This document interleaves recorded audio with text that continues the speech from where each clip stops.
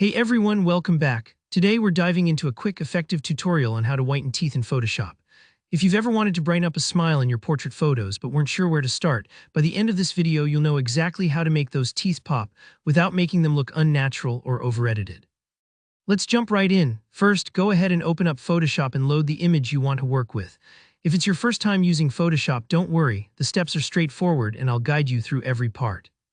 Once your photo is open, take a moment to zoom in on the teeth area. It's always easier to make precise adjustments when you're working close up, rather than at the whole image view. Now, let's move on to the actual adjustments. At the bottom right of your screen, look for the Adjustments panel. Click on it. Adjustments are where Photoshop lets you tweak colors, tones, and saturation. For this task, we're focusing on something called Hue Saturation. So go ahead and select Hue Saturation from the adjustment options. This tool is our best friend when it comes to whitening teeth because it can target specific color ranges and gently change how intense those colors appear. This next part is where a little magic happens. You'll see an option called Preset at the top of your Hue Saturation adjustment settings. Here's a trick: change the preset to Yellow Boost. What this does is zero in on the yellow tones in your photo, which, as you probably know, is the main culprit behind teeth looking darker or less vibrant. By focusing on the yellows, we're able to brighten the teeth without messing with the overall look and feel of your image. Once you've got the preset set to Yellow Boost, it's time to reduce the saturation. You'll see a slider labeled Saturation. Start sliding it to the left little by little. As you do this, keep your eye on the teeth. You'll notice the yellowness fading away and the teeth appearing whiter and cleaner.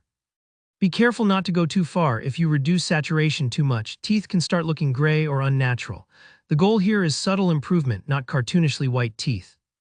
I like to pause as I slide and toggle the adjustment on and off every few increments. This helps me check if the changes are still looking realistic.